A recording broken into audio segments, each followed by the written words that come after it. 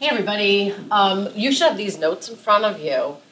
Today we're going to take angle relationships that you've already been working on, supplementary, complementary, vertical, and adjacent. But now we're going to use those to solve some simple equations and determine the measure of unknown angles. You've been working with these for a little bit, but now we're going to throw some algebra in for you. So, should be interesting. Here's our first problem. What type of angles are shown in the following diagram? Well, if you remember, because they're opposite and they kind of form V's, these are called vertical. Write this on your paper. And if you also recall, vertical angles are congruent. This is the symbol for congruent. That means 74 degrees equals 2x degrees. Now you don't have to put the degree sign in while you're solving. I'm just trying to show you this. Do you recall 6th and 7th grade when you had to solve for x? You always want to isolate the x. So if I'm multiplying 2 times x, that also means to undo it, I need to divide or do the opposite. So I'm going to show division on both sides of my fraction bar and divide by 2. Okay, please make sure you do that on your note sheet. On the right side, 2 divided by 2 is 1, so I'm left with 1x. 74 divided by 2 is 37 degrees. Now we always go back and relook at the question. It said find x here. Did I find x? I sure did. X equals 37 degrees. I'm going to go on to the next question. Two lines intersect as shown. Ooh, what's the value of x? Again, we're not looking for the angle measure because we already know what the angle measure is, but we are looking to solve for x. What kinds of angles are these? Well, if you look at where they are, they're opposite each other. They're not touching each other, but they share a vertex. So they are vertical because they share the vertex. Write it down so you don't forget. That also means they're congruent. If they are congruent, they are equal to each other. So please write with me, 2x plus 20 equals 60.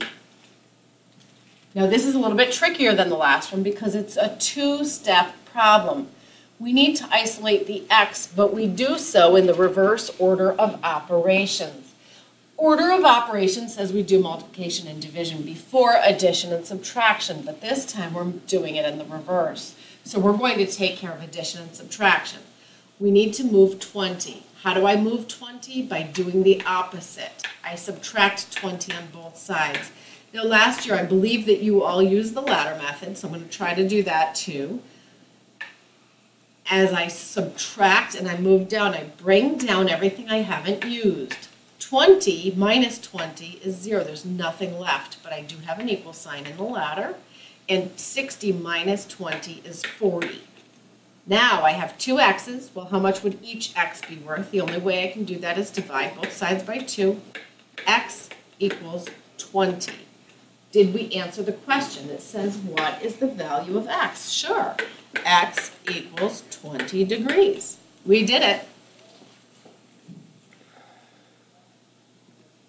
I'm going to go on to the next slide. So make sure that you've got this copied down. What type of angles are shown in this diagram? I'll write in blue this time.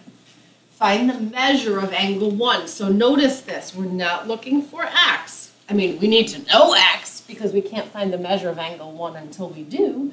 But when we answer our question, we need to know the degrees. What type of angles are shown in the following diagram? I want you to notice this is a right angle. These two angles make up this right angle. We call these complementary. Complementary. I think you already know that, but I'm reviewing. If you forget what complementary means, just remember I can take a C and make it into a 9, and that means 90 degrees. Okay, so we know complementary means they add up to 90 degrees. So I'm going to just simply write x plus 3.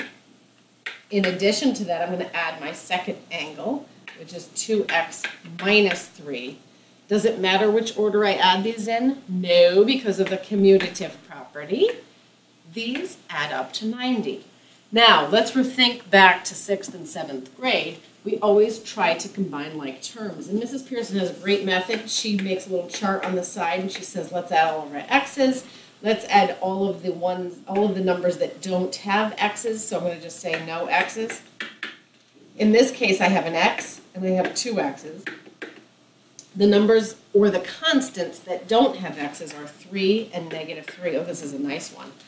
If I have an x and 2x, that means I have 3 x's. If I have 3 and I subtract 3, I've got nothing. Okay, I'm adding up here. These 3's canceled out. I added the 2x to the x, and I got 3x, and 3x equals 90. If I have 3 x's, I would divide each side by 3 to find out what each x is worth. 3 divided by 3 is 1. I'm left with x equals, and this should be 30. Okay, so if x is 30, I need to find out what the measure of angle 1 is. There's only one way for me to do it. I know the value of x. I'm going to substitute it in for 1. Now don't forget, the measure of angle 1 is 2x minus 3. Well, this time I know what x is. X is 30, so I'm substituting that in for x. 2 times 30 is 60. 60 minus 3 is, and I'm running out of space here, is 57 degrees.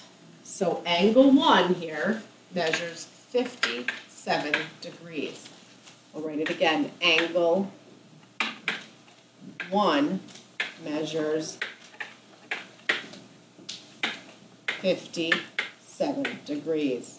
I hope you have all of that. I'm going to move to the next slide.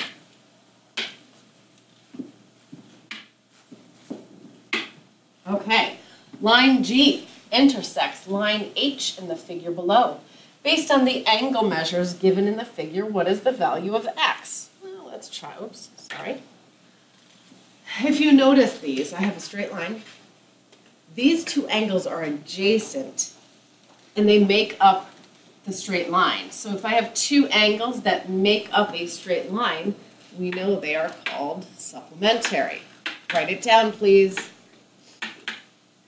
Supplementary means they add up to 180 degrees. So I have 60 plus x equals 180 degrees. To solve for x, I simply need to move the 60 to the other side and isolate the x. To move the 60, I do the opposite. Subtract 60 from each side. Big line underneath. X equals 120 degrees. Now go back and reread the question. Based on the angle measure given in the figure, what is the value of x? It's 120 degrees. Do I know that for sure? Yes, because 60 and 120 add up to 180.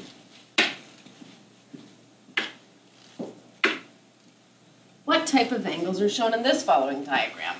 Ooh, this one gets a little trickier. Again, these two angles are adjacent, and we know that they make up a straight line. That means they are supplementary. Write it down, please. Supplementary means they add up to 180 degrees. So it says write an equation that could be used to find x. All that I simply do is write the value of each angle, and then I add them together for x plus 45. And this whole thing equals 180 degrees. Did you notice it doesn't say to find x, it says write an equation that could be used. This is one equation that could be used. I could also simplify it and come up with my table like Mrs. Pearson does of my x's and no x's. I have 5 x's, I have 4 x's, and I should put a positive sign in front of both so I don't forget. I also have a constant that is negative 18 and another constant that is 45. If I have 5 x's and 4 x's, that means I have a total of 9 x's. I'll check this by circling the x's. There's 5 x's and there are 4 x's. That makes 9 x's.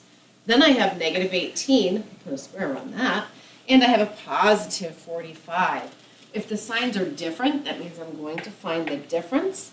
And I think it's going to be 27.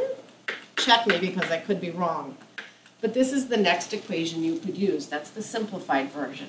It doesn't ask us to find the value, so it's just asking us for an equation. And that's all we're going to give it. Last one. The measure of the supplement of an angle is 12 less than the measure of the angle. Set up and solve an equation to determine the measurements of the angle and its supplement. Let x equal